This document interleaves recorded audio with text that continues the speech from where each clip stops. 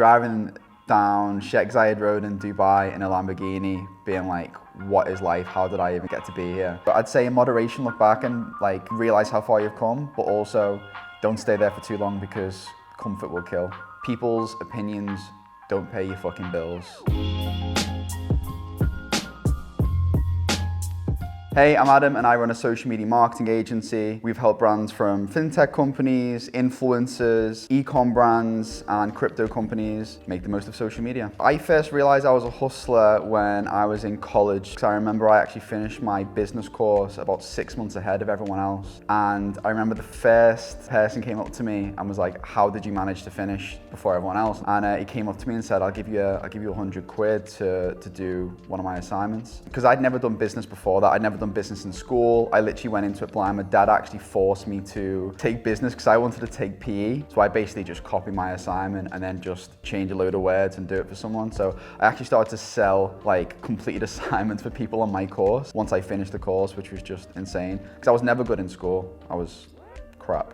Probably realized everything changed when there was a few different points in my life, I'd say, like made it for me. One of them was when I was driving down Sheikh Zayed Road in Dubai in a Lamborghini, being like, what is life? How did I even get to be here? And the funny thing was I didn't even pay for the car itself. I got that like gifted for like influencer posts. And the second time was when I was working from Twitter HQ when I was in San Francisco, one of my clients. That was like a big thing for me as well. I remember like looking around being like, how was just some young lad from Liverpool managed to finesse his way to San Francisco. So yeah, that's probably the two times I've realized everything changed. I'd say the majority is gifted. That's from my experience. That's the people that I know in the space. You know, whether it's people getting free hotel rooms, free cars, free meals, free clothes. The way that people work in the space now is more on a gifted basis anyway. So yeah, I'd say the majority, at least 80%. I'd say, yeah, if you show you're being gifted stuff. I mean, I used to do it like, I don't class myself as like an influencer now, but I definitely fell into that category at some stage. And I remember I'd always post things I wasn't even getting paid to post about, even if it was just gifted, and tagging the brand. And then eventually I'd end up getting stuff gifted again or even getting paid for posts. So it's actually a good way to show people that you're getting paid, because I could not be getting paid for anything. But then if I post and tag thanks at Nike for sending me this, or great product, whatever it is, other brands are going to see that and go, well, if he's promoting Nike or someone else, then he's going to be good for us. Look, it's so cliche, the whole never give up thing. It took me a good 2 years of like grinding on social media before I earned a single penny, and I'd done it purely out of passion. Everything was out of passion. So I'd say if you're not passionate about social media, if you're not passionate about making a difference and actually grinding to get where you want to be, I'd say don't even bother starting. It'll take up a lot of your time, you'll get frustrated, you'll want to give up, but if you're passionate about it, then it's a lot easier then to just keep on moving forward and pushing through. So yeah, like I said, it took about 2 years before I earned a single penny off any social media related activities that I was doing. The advice I'd give someone in the same field as me is, someone who wants to be in the same field as me is, something I know now that I wish I knew at the very beginning is people's opinions don't pay your fucking bills. That's one of the biggest things. Like being from Liverpool or a small town just outside of Liverpool, it's a very, very judgmental place, as I'm sure a lot of other small towns, villages and stuff are. And I think I cared so much at the start, it actually stopped me getting going a lot earlier than I probably should have. So yeah, starting earlier and really just not giving a shit about what people say regardless. And that's the issue with social media, because people are always going to be bothered because it's a very judgmental world that we live in, right? It's like, oh, how many likes did this person get? Or why is that person standing in front of that car? Or why is he wearing this? Whatever it is. Yeah, I'd say just not giving a fuck and starting earlier. A day in the life of Adam is a lot different now than it was about a year ago. A year ago, I'd probably say there was no real structure to my day, and I was just doing things very, very like erratically. So whether it was late nights until 3, 4 in the morning working, then up a bit later, it was a bit messy. Now I'm a lot more organized. The team's starting to grow a lot more. I'd start my day about 8, go to the gym, start work for 9, do a couple of hours work, take a few breaks in between. But honestly, it's like I'll be working now until about 6, 7 minimum every single night now as things are growing. Like the agency is doing really well, things are getting busier, there's a lot more meetings. But yeah, that's what growth's about, right? I'm not really going to complain about spending too much time at my desk because, you know, I'm happy that I'm scaling. When you take people on and employ people, there is some type of obligation. You feel like this strange kind of feeling that you have to look after those people, and then you come secondary to those employees. So It's definitely a lot more strenuous, I'd say, because when it's just me that if I'm only looking after myself, any money that came into the business directly was for me and I could do whatever I wanted with it. Now it's a bit more difficult, but you've always got to think of the long term. I was always thinking about the short term up until this point. I'd, take the money, put it straight in like my personal account, whatever it may be, and just kind of do whatever I wanted or live my life through the business. I can't do that as much now, but it's good because when you scale, obviously you're helping other people, you're learning and you're growing as an individual because you're learning not just to look after yourself, but be more responsible for other people around you as well. The main quality I look for when I'm looking to take someone on, confidence in their own ability and consistency, because I feel like everyone's good at talking, but not everyone's good at actually executing. So I'll be able to kind of sniff them out very, very quickly, whether they're just a talker or someone who can actually commit to a job. But everyone on my team at the moment's absolute superstars, like they're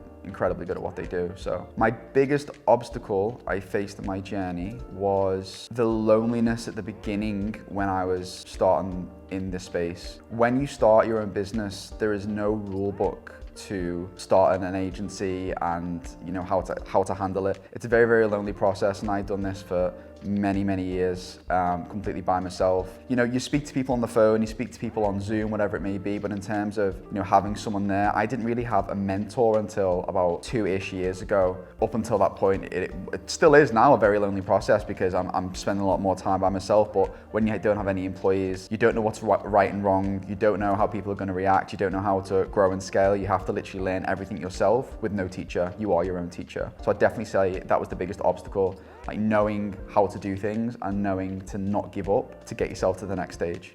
I think it is quite important to have a mentor, or at least a good group of friends around you that are able to give you the advice that you actually need to get to the next level and actually stay sane. I feel like being an entrepreneur or a solopreneur, if you're just, by yourself, it is quite hard on your mental health. And I think having a good, solid group of friends, like I'm so happy now. I've got such a great group of friends in London now. Like everyone is an insane entrepreneur or within their own niche. A lot of my friends, they have their own property companies, their own e-com stores, their own agencies. It's a massive mix. So it's good being able to sit down, every Friday or Saturday with the lads and just be like, what's happened with your week? What's going on? Are you okay? Are you struggling with anything? And it's just nice to have that like supportive community around you when you need it. Before I started an agency, or as I was running an agency in the early stages, I was running a watch brand as well. So I'd like sourced my own supplier in Hong Kong. I was designing all my own products, done my own website, was sending everything off. Everything was going amazing. And then the agency started to tank a little bit at the time. And this is on a very, very minor scale of what I'm actually doing now. I was fully self-funded this watch brand. And I remember making sales, and there was one day that the agency didn't make any money. The watch brand didn't really make any money. And then I had to send a load of packages for sales that were going out, but I actually didn't have enough money in my bank account to send the packages for the paid watches, and they were going all over the place. It was like Japan, Thailand, all these crazy places. I had to ask my dad to borrow, it was like 20 something pounds to be able to send off these watches, and I'll never forget it. I remember mum coming into my bedroom because I was still living at home at the time, and she came into me and she said, you see, I told you being an entrepreneur isn't all that, you should start looking for a real job. I shit you not, that gave me the biggest flame up my arse you could ever believe. It was like, oh yeah, all right, well, I'm gonna show you, mum. Do you know what I mean? So I think from then, I just absolutely went ballistic and just like went into overdrive. And I'm kind of thankful that moment happened because, I've had some other bad days like more recently, but that was definitely one of the worst days. But I'm thankful for that because what that gave me in terms of motivation was like unparalleled. You just ask her when she's getting her next present or when the next holiday is. So that's what my mum says now. So my biggest day, there's probably two biggest days that I've ever had. The first one is more of like a monetary value that the agency was able to turn over. The second one was more of a kind of proud moment for myself that, me being in the space was able to put me in the position it was able to put me in. So the first one was actually January this year. So more recently, I've actually transitioned my agency into a Web3 and blockchain agency, focusing a lot more on blockchain, Web3, NFT crypto clients. We had an absolutely amazing month in January. So that was definitely one of the best days when, I think it was the last day of January, and I remember looking back being like, we literally just crushed any month we've ever had. And the best day I'd say is we were running a campaign actually for the Brit Awards for Revolut and MasterCard, and my agency was responsible for putting together a massive list of influencers, and we had this big like VIP suite at the Brit Awards, and yeah, we put the whole thing together, the whole event together, and I remember being there and like, you know, all smart and stuff in the suite with all these amazing people being like, you know, we done this, like we're working with some amazing people and yeah, doing amazing things. So that was definitely a proud day for me. The type of people that were in that room, it was like singers, YouTubers, celebrities, models, reality TV people. It was a massive mixed bag. We wanted as many different people from as many different kind of backgrounds to be in there as possible that were in the public eye. So yeah, that was really funny. And I think that definitely put me on a certain level as well. So everything about the social media game is about reputation and status, right? So me being able to pull off a campaign like that and be able to use someone like Revolut, MasterCard, Brit Awards as like a case study, you know, I still to this day, I'll use that case study when I try and, you know, propose to clients. Over the years, I've made a lot of friends and got myself in certain circles in London. So whether it's like influencer circles, musicians, you know, those types of people. So I think it's always an interesting conversation when everyone's absolutely tanked the ale all night and everyone's going to all the after parties. So probably not that much I could probably speak of on camera or that anyone would be happy for me to discuss. Yeah, it's always interesting speaking to people like that and, you know, realizing that the majority of people that are in the public eye are just normal people, especially when they've had a drink. So when we were working with one of my probably biggest case studies, it was a game called Color Switch. We got them to like 450 million downloads just by a load of viral social strategies. We were working with a bunch of different people from,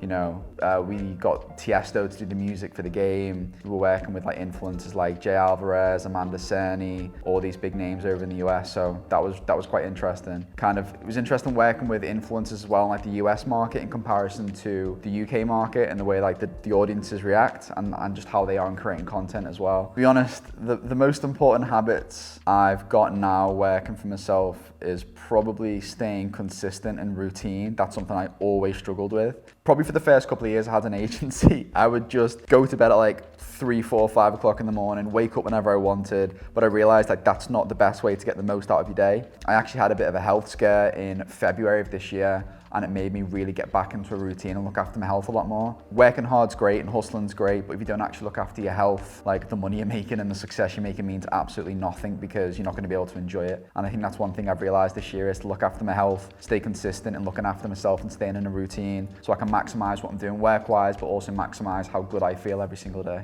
Yeah, I 100% have to break myself out of imposter syndrome pretty much on a weekly basis because, you know, I'm on a lot of calls every single week where there will definitely be someone who knows more about, say, the Web3 and blockchain industry. There'll be more, you know, some people who know something I may not. So I think subconsciously, imposter syndrome is something I've always struggled with, even though, you know, I've done quite well for myself up to this point, but something I'm still battling on a daily basis. I don't think that'll ever leave. I feel like a lot of people who are highly successful will also feel the same way, but I feel like if you can once again use that as fuel in yourself to kind of learn more and be better every single day so that doesn't happen. But yeah, just a personality trait, I guess. I think it's always nice to look back at what you've achieved, but don't look back for too long because you'll get comfortable. And that's happened a few times in my career over the last 8 years where, you know, you'll be like, you know, I'm in an X amount, I'm doing okay, I've achieved X, Y, Z, I'm doing all right. And then you get yourself in this weird comfort zone. And that's really problematic if you're trying to maximize your, you know, whether it's an agency, a business, you as a person,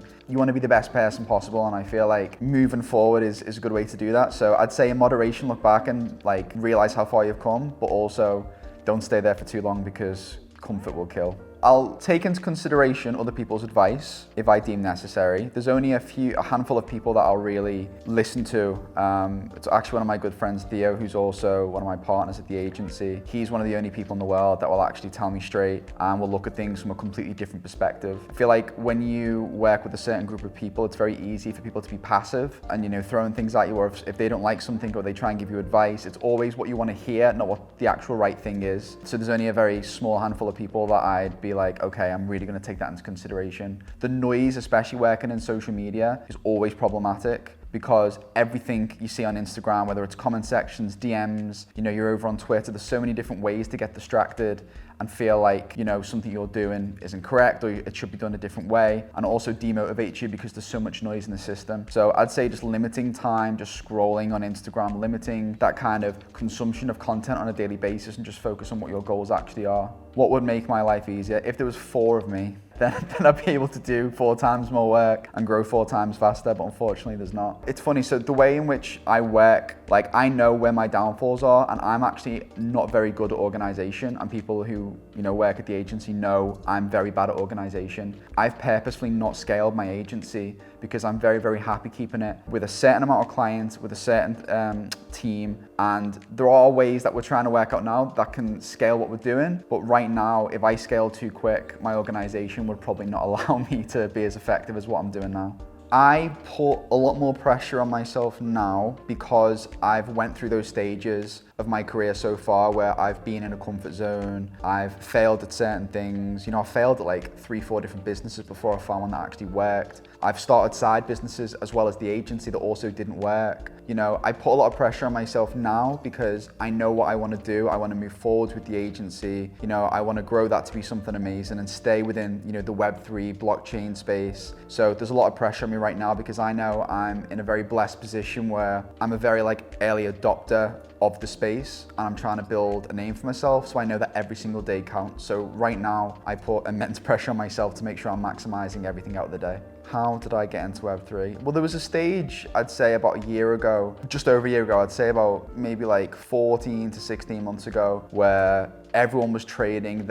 Everyone's Instagram, TikTok pages, Twitter pages was just full of this crypto nonsense at the time. I didn't know really what it was. And I started trading with a few of my friends on a very, very basic level. Like I just opened like a basic app and start trading like little bits and pieces. And I remember thinking to myself, every single token, every project, every platform needs to be marketed. Someone's marketed that for me to see it. I wonder if that's like a gap in the market. I was actually in Dubai at the time and I had a meeting with someone who was also in the space who literally introduced me to about 5 people that week that just ended up becoming clients like there. And then I think I closed about 2 or 3 of them. Some of them were for like consultancy, some of them were like full-blown campaigns, but I just went into the deep end, and I feel like a lot of people need to do that. They need to just dive into the deep end. I obviously had the basics of how to run an agency and how to market on social media, but the Web3 space is a completely different ballgame when it comes to actually marketing on social media. So yeah, that's how I got into it.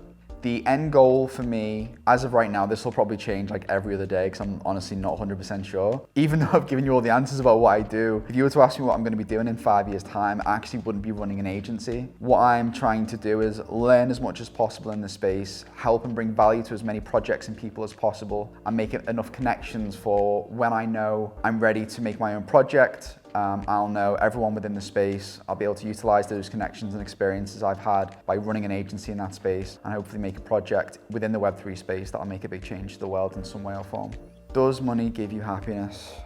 Directly, no, money doesn't bring you happiness. I know a lot of very depressed millionaires. And I know some very, very happy people who are just happy working normal 9 to 5 jobs. Money for me gives me the financial freedom to have time freedom. Like money buys me my time and it gives me experiences in life. So I value being able to wake up when I want to wake up, travel when I want to travel, and give myself those experiences. So I'd say money unlocks the ability to have freedom depending on how you utilize that money.